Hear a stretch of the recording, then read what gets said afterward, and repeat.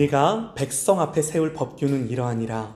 내가 히브리 종을 사면 그는 6해 동안 섬길 것이요 7째 해에는 몸값을 물지 않고 나가 자유인이 될 것이며, 만일 그가 단신으로 왔으면 단신으로 나갈 것이요 장가들었으면 그의 아내도 그와 함께 나가려니와, 만일 상전이 그에게 아내를 주어 그의 아내가 아들이나 딸을 낳았으면 그의 아내와 그의 자식들은 상전에게 속할 것이요 그는 단신으로 나갈 것이로되, 만일 종이 분명히 말하기를 내가 상전과 내 처자를 사랑하니 나가서 자유인이 되지 않겠노라 하면, 상전이 그를 데리고 재판장에게로 갈 것이요 또 그를 문이나 문설주 앞으로 데리고 가서 그것에다가 송곳으로 그의 귀를 뚫을 것이라. 그는 종신토록 그 상전을 섬기리라.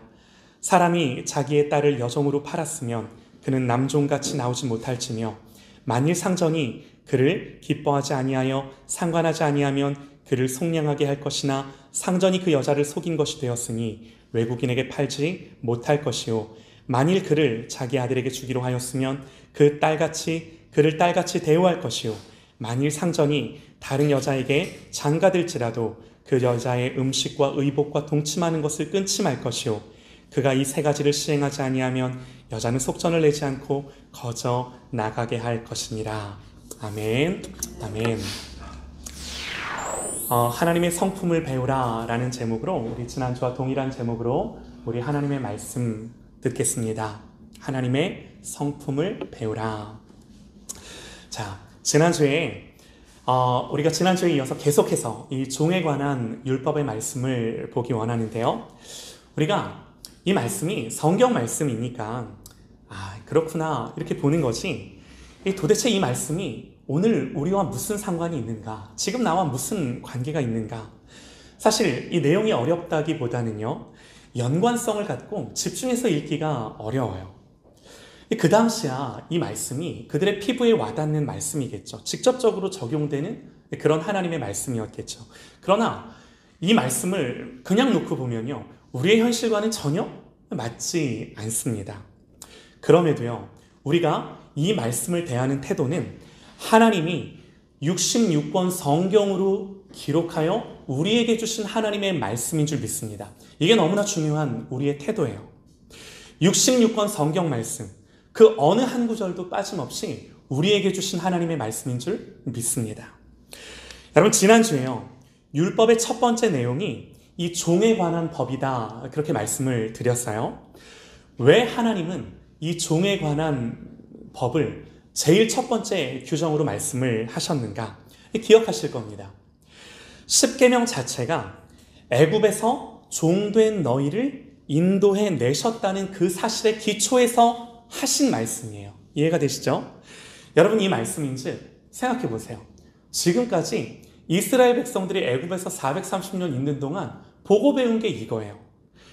그들 자신도 학대를 받았지만 이런 애굽의 문화에 젖어서 얼마든지 이런 습성을 갖고 앞으로 이스라엘 백성들이 살아갈 수 있는 거죠.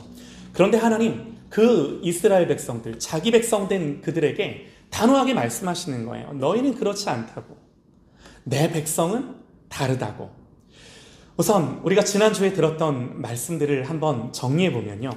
첫 번째, 이스라엘 백성들에게 주신 이 종의 제도는 강제적이 아닌 자원함으로 종이 되는 제도였습니다. 기억나시죠?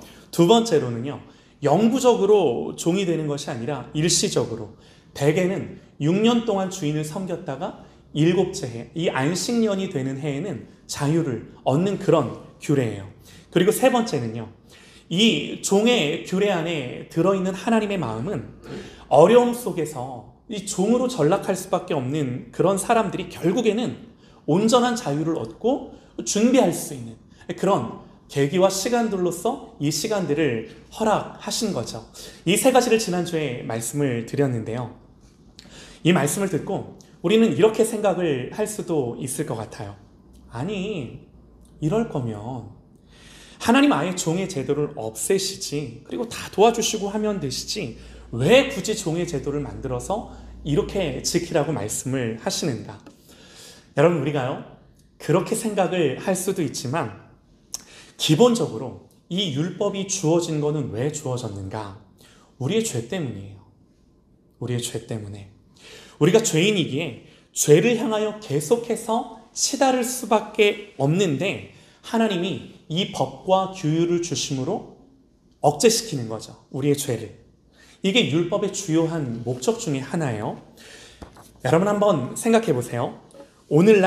오늘날은요, 이 종이나 노예 제도가 없습니다. 없지만 종처럼, 노예처럼 사람을 부리는 일은 여전히 있을까요? 없을까요? 있죠. 있습니다. 이게요, 없앤다고 없어지는 게 아니라는 거예요. 죄인인 인간이, 여러분 시대는 변화도요, 여전히 다른 모습으로 그러한 악한 습성들을 가지고 이 땅에 존재하는 거예요. 역사를 살아가는 거예요. 그러니까 무슨 말이냐면요, 여기에 대한 하나님의 법이 반드시 필요한 거예요. 이해가 되시죠? 예수님이 하루는 결혼에 대해 말씀을 하십니다. 이제 둘이 아니요 한 몸이니 그러므로 하나님이 짝지어 주신 것을 사람이 나누지 못할지니라, 이렇게 이혼에 대해 말씀을 하세요. 그러자 바리새인들이 예수님께 묻습니다. 아니 라삐요, 나누지 못한다고요?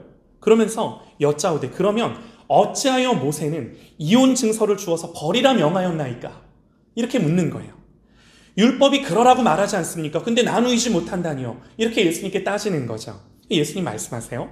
예수께서 이르시되 모세가 너희 마음의 완악함 때문에 아내 버림을 허락하였거니와 본래는 그렇지 아니하니라. 그러니까 여러분, 율법의 말씀, 이 모세의 율법은 우리의 죄악됨과 완악함 속에 주신 말씀인 거예요. 우리를 온전하게, 완전하게 할 수가 없어요. 그러나 하나님의 성품을 따라 어떻게 우리가 죄를 이기고 이 죄를 억제하며 어떻게 하면 그 하나님의 뜻에 순종할 수 있는지, 이 하나님의 뜻이 무엇인지 명확하게 우리에게 가르쳐주는 율법의 말씀인 거죠. 하나님이 주신 종의 제도가 그러합니다. 어떤 사람들은요, 이걸 가리켜, 야 봐라, 성경도 노예 제도를 인정하지 않냐. 뭐 한참 전의 이야기일 수 있지만 이렇게 성경의 말씀을 보면서 이렇게 주장하는 건 전혀 성경을 모르는 거예요. 여러분, 오늘날 우리는요, 이 말씀을 통해 여전히 우리 시대에도 존재하는 이 구속력을 갖는 다양한 이 관계들을 우리는 어떻게 살아갈 것인가 하는 걸 우리는 이 말씀 속에서 여전히 배우는 거예요. 지금도요, 여전히 어느 조직이나 상하의 방식들이 존재하고요, 심하면 예속의 관계들이 존재하는 걸 봐요. 모든 인간은요, 권력을 지향하고요, 그리고 그 권력을 얻게 되면 이기적으로 사용할 수밖에 없는 죄성이 있어요. 여러분, 이걸 누구도 부인할 수가 없는 거예요. 심지어요, 교회에서 담임 목사와 우리 부목사님들과의 관계 안에서도 이런 이 죄를 벗어날 수 없는 관계들이 존재하는 거예요. 누가 그걸 부인할 수 있겠습니까? 설령 내가요, 적극적으로 그걸 의도하지 않는다 하더라도 자기도 모르게 상대방에게, 나의 아랫사람에게, 내 권위 아래 있는 사람에게 모멸감을 줄 수도 있고 불이익을 줄 수도 있고 종부리듯 하는 일 가운데 내가 그렇게 쓰일 수 있는 거예요. 그렇게 할 수 있는 거예요. 그러나 하나님 오늘 이 종에 관한 제도를 주면서 어떻게 그러한 우리의 모든 관계들을 살아가야 하는지를 디테일하게 말씀을 해주시는 거죠. 여러분 보세요. 이 종의 제도 속에 녹아있는 하나님 아버지의 마음이 뭔가요? 다른 것이 아니라 내가 종 되었던 너희를 이끌어내었고 나는 종 되었던 너희를 자유하게 했다라는 거예요. 내가 너희를 그렇게 했다라는 거예요. 이 하나님의 성품과 하나님의 일하심처럼 다른 것이 아니라 너희들도 그렇게 해. 하나님 당당하게 말씀을 하시는 거예요. 하나님이 우리를 대하시듯 내 백성은 나처럼 너희도 다른 이들을 대해. 내 몸을, 내 이웃을 내 몸처럼 사랑하는 말씀과 일맥상통한 그대로 말씀인 거예요. 여러분, 모세의 율법에서 이 종의 제도를 언급할 때 강조하는 것은요, 이겁니다. 레위기 25장에 이렇게 기록을 합니다. 잘 한번 들어보세요. 너와 함께 있는 내 형제가 가난하게 되어 내게 몸이 팔리거든 너는 그를 종으로 부리지 말고 품꾼이나 동거인과 같이 함께 있게 하여 희년까지 너를 섬기게 하라. 그때에는 그와 그의 자녀가 함께 내게서 떠나 그의 가족과 그의 조상의 기업으로 돌아가게 하라. 그들은 내가 애굽 땅에서 인도하여 낸 내 종들이니, 하나님이 자기 종들이라 말씀을 하세요. 종으로 팔지 말 것이라. 너는 그를 엄하게 부리지 말고 너는 내 하나님 여호와를 경외하라. 너에게도 너보다 큰 상전이 있음을, 하나님이 있음을 네가 기억하고 하나님이 너의 상전으로서 너를 어떻게 대하셨는지를 네가 생각해 보라는 거예요. 이러한 하나님 마음으로 이 종에 대한 제도를 말씀을 하시는 겁니다. 여러분, 예수님도요 우리에게 똑같은 말씀을 하셨죠. 1만 달란트 빚진 자의 비유 다들 아실 겁니다. 여러분, 어떤 사람이 왕에게 10,000달란트를 빚졌어요. 갚을 게 없어서 그 왕에게 끌려가 내가 갚을 게 없다고, 그러나 조금만 기다려달라고, 갚겠다고. 왕이 그렇게 자기에게 비는 종을 불쌍히 여겨 그 모든 빚을 다 탕감해 주죠. 근데 이 종이 그렇게 빚을 탕감받고 돌아가다가 자기에게 한 데나리온 빚진 자를 만납니다. 100데나리온이죠. 100데나리온 빚진 자를 만납니다. 근데 그 빚진 자를 붙잡고 빨리 갚으라고 하면서 못 갚자, 안 갚자 어떻게 해요? 감옥에 가두죠. 여러분, 왕이 1만 달란트를 탕감해 준 왕이 이 소식을 듣고 어떻게 했나요? 이에 그 주인이 그를 불러다가 말하되, 이 악한 종아, 내가 빌기에 내가 내 빚을 탕감하여 전부 탕감하여 주었거늘 내가 너를 불쌍히 여김과 같이 너도 내 동료를 불쌍히 여김이 마땅하지 아니하냐. 여러분, 하나님이요 당신의 백성에게 요구하는 기준이 뭐예요? 하나님 자신이 기준이세요. 하나님처럼 우리도 하라는 거예요. 이 율법을 통해 우리에게 밝히 보여지는 명백한 하나님의 뜻이 이거예요. 사랑하는 여러분, 우리가 이 말씀을 듣고 생각할 때 누군들 이 말씀 앞에서 떳떳할 수가 있겠습니까? 우리는요 이 말씀 앞에서 늘 부족하죠. 평생을 살아도 못합니다. 그러나 여러분, 예수 믿는 사람들이 어떤 사람들이에요? 예수 믿는 사람들은, 성경이 말하는 예수를 믿는 사람들은, 그리스도인은 끊임없이 이 하나님의 말씀을 기준으로 자기를 돌아보면서 죄와 싸우다가 실패합니다. 넘어집니다. 그러나 이 말씀으로 또 일어나고 또 일어나기를 반복하는 거예요. 여러분, 그러면서 뭘 생각하는 거예요? 하나님의 은혜가 아니면, 오직 하나님의 은혜가 아니면 나에게 소망이 없구나. 이걸 날마다 하나님의 말씀 앞에 깨닫고 발견하는 사람인 거예요. 하나님의 은혜가 아니면 나는 살아갈 수 없구나. 예수님 없이는, 성령님 없이는 나는 절대로 불가능하구나, 무능력하구나. 이걸 날마다 이 율법의 말씀 앞에 깨닫는 그 사람이 하나님 백성이라고 성경이 우리에게 말하는 거예요. 할렐루야, 아멘입니다. 사랑하는 여러분, 이 율법의 말씀에서 드러난 하나님의 성품과 그 하나님이 우리에 대하여 어떻게 일하셨는지를 깨닫고 그 하나님을 쫓아 살아가는 저와 여러분 되시기를 간절히 소망합니다. 할렐루야, 아멘입니다. 자, 여러분 보세요. 이 종에 관한 법에서 우리가 한 가지 더 살펴봐야 하는 너무나도 중요한 이 성경의 메시지가 이제 있어요. 독특한 규정이 하나가 있는데요. 원래 히브리 사람에게는 설령 종이 되었다 하더라도 히브리 사람들 안에서는 절대로 평생 종이 되는 그런 개념은 없어요. 그런데 오늘 말씀 4절부터요.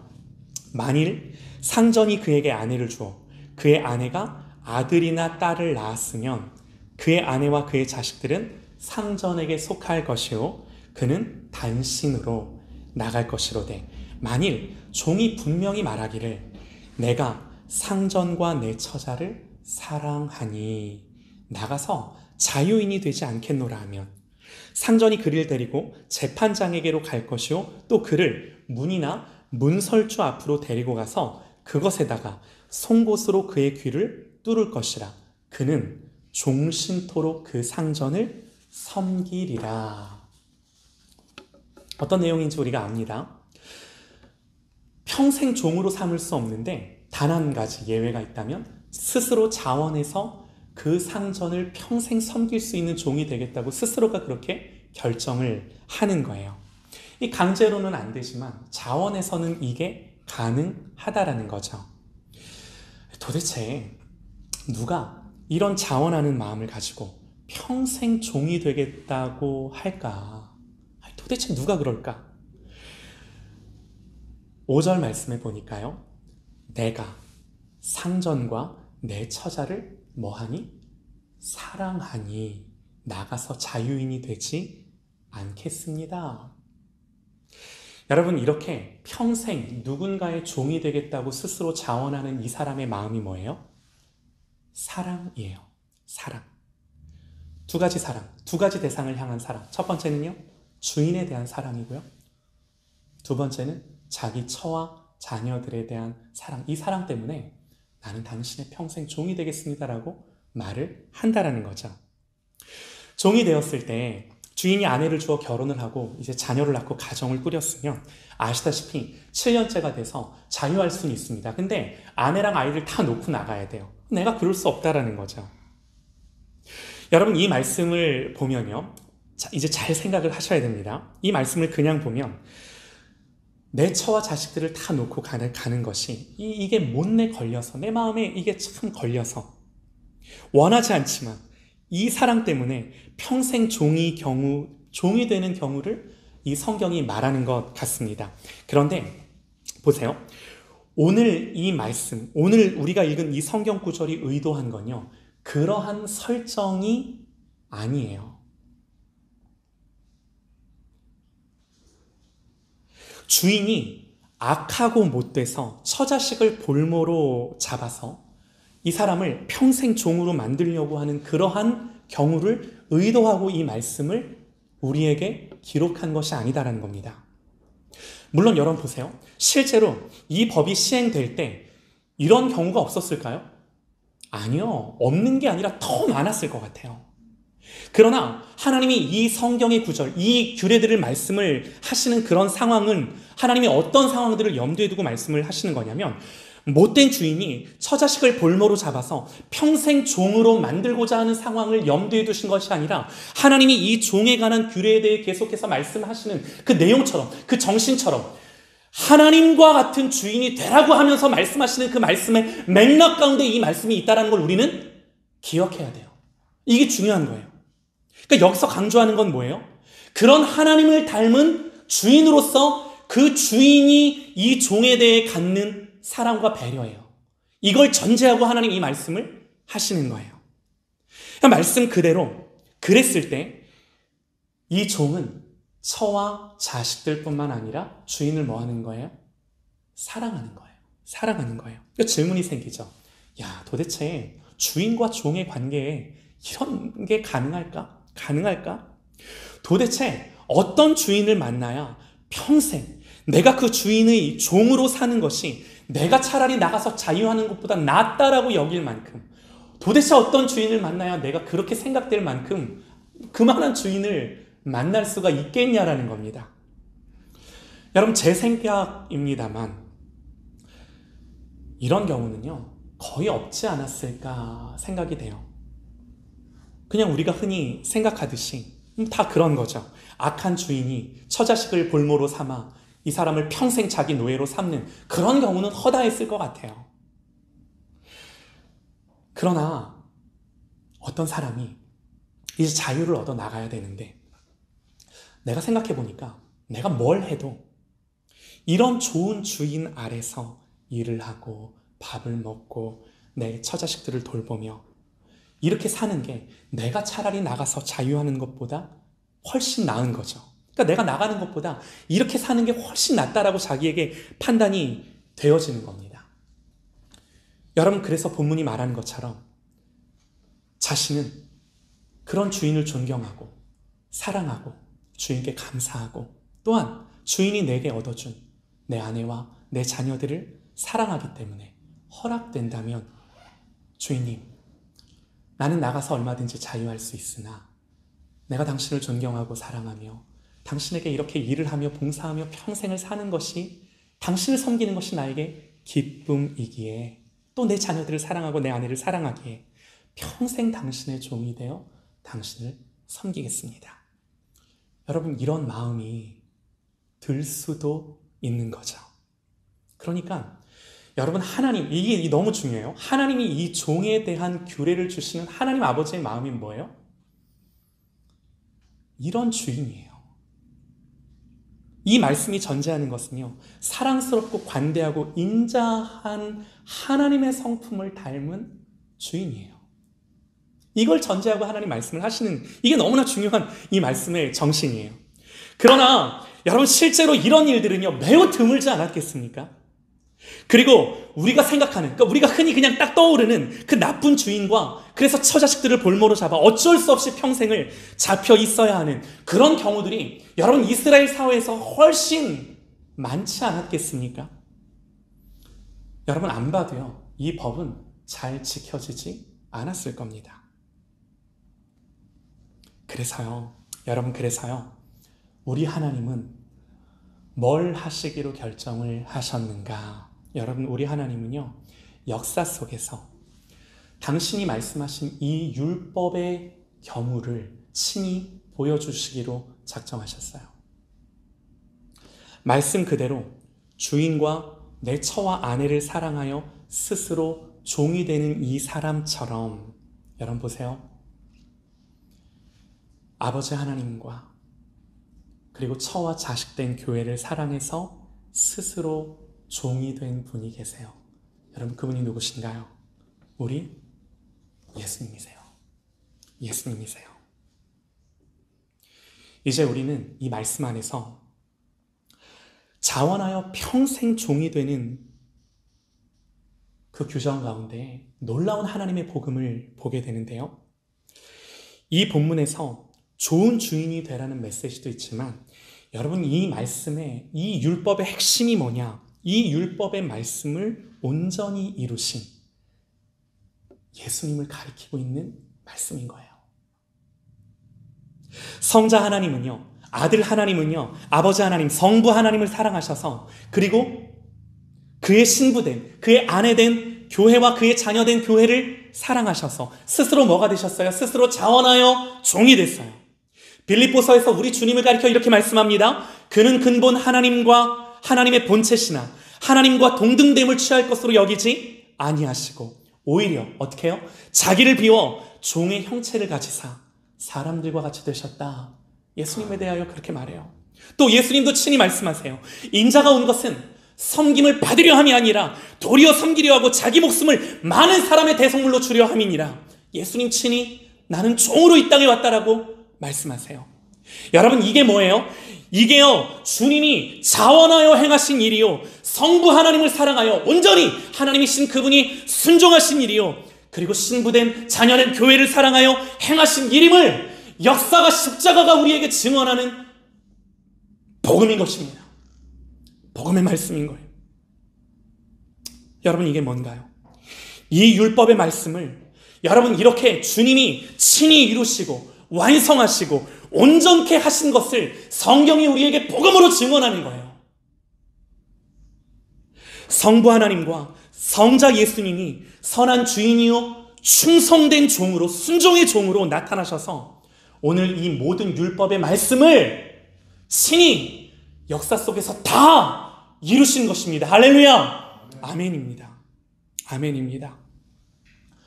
여러분, 이제요, 자명한 이 성경의 진리가 뭔가, 그런 예수님을 믿는 사람들이 어떻게 살 것인가. 바울은 로마서 1장 1절에서 자신을 예수 그리스도의 종이다, 그가 쓰시는 서신서들마다 나 그리스도 예수의 종된 바울이라고 자기를 표현해요.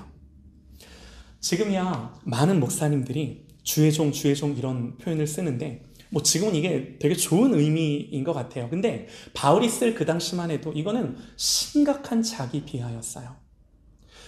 바울이 살던 그 당시 2000년 전 그리스 로마 시대, 그 당시 종은요 노예였어요. 사고 파는 물건이었어요. 자기의 생각도 의지도 꿈도 계획도 있을 수가 없어요.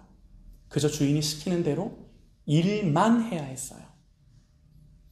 바울은 그런 노예된 그런 의미를 담아 자기가 하나님 앞에 그런 존재다라고 고백하며 자기를 소개하는 거죠. 여러분, 주님이요 어느 날 바울을 만나 주셨습니다. 그는 깨닫습니다. 예수님이 메시아시고 그분이 하나님이심을 깨닫습니다. 그러면서 많이 후회해요. 내가 예수를 핍박했구나. 교회를 핍박했던 날들을 후회하며 회개합니다. 그리고 그렇게 교회를 핍박했던 자기를 죄인 중에 괴수다 고백하는 거죠. 그러면서 여러분, 이 바울은요 이런 마음으로 어디를 가든지 자기를 그리스도의 종으로 소개하고 나타냈고 나는 오직 예수께만 매인바 되었다라고 자랑합니다. 심지어 그는 이렇게 고백을 합니다. 우리 중에 누구든지 자기를 위하여 사는 자가 없고 자기를 위하여 죽는 자도 없도다. 우리가 살아도 주를 위하여 살고 우리가 죽어도 주를 위하여 죽나니 그러므로 사나 죽으나 우리는 주의 것이로다. 이게 바울의 고백이었어요. 또 그는 빌립보 감옥에 있을 때 나는 비천에 처할 줄도 알고 풍부에 처할 줄도 알아. 모든 일, 곧 배부름과 배고픔과 풍부와 궁핍함에도 처할 줄 아는 일체의 비결을 배웠노라. 내게 능력 주시는 자 안에서 내가 모든 것을 할 수 있느니라. 무슨 말이에요? 감옥에 있으나 여러분 누구보다 자유한 사람이었어요. 여러분, 이 자유는요 그리스도의 종이 되었을 때 누리는 자유인 것입니다. 이것이 오늘 말씀에서 스스로 내가 평생 주인을 섬기는 것이 나의 기쁨입니다. 내가 그렇게 하게 해주세요.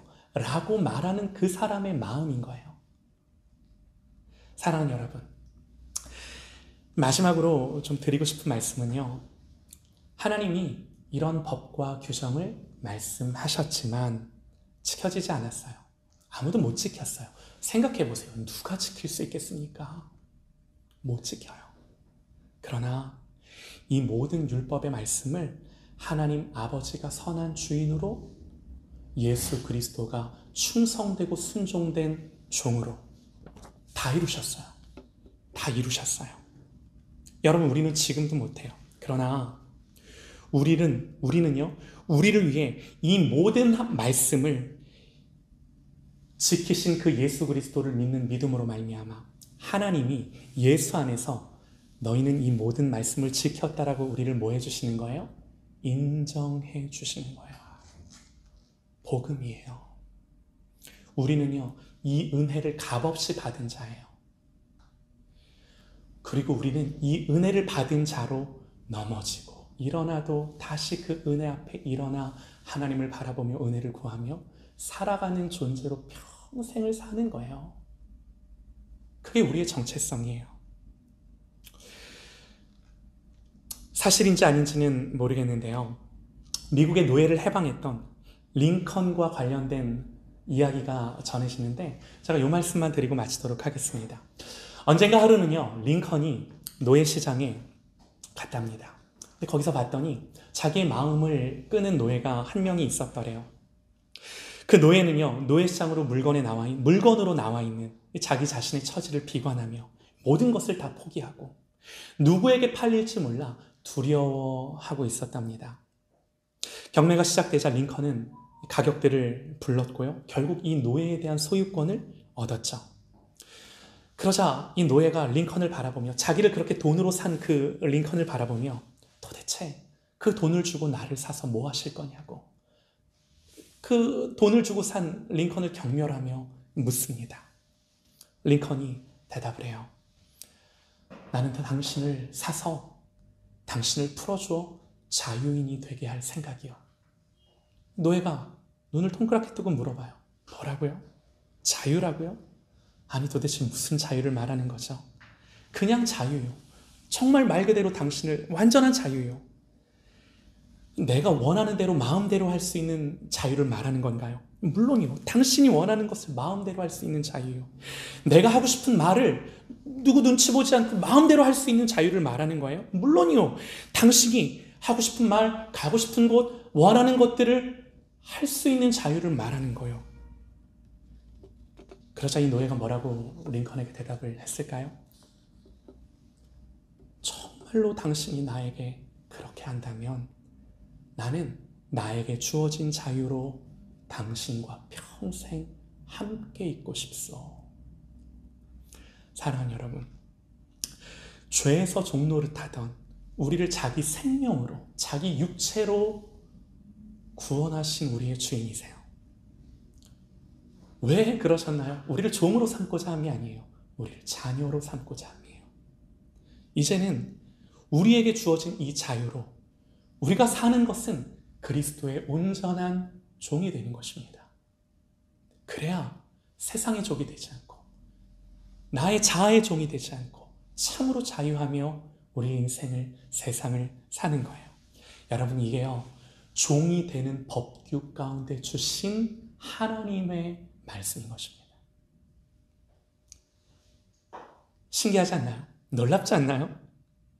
우리 주님 자신이 친히 종이 되셔서 우리를 구원하셨습니다. 사랑하는 여러분, 이 하나님의 말씀 앞에 우리 하나님을 더 사랑하고 우리 하나님을 더 알아감으로 자원하는 마음으로 이 하나님 앞에 스스로 종이 되어 일평생 그리스도 예수께만 매여 있는, 그래서 참으로 자유함을 누리는 저와 여러분 되시기를 주님의 이름으로 축원합니다. 할렐루야.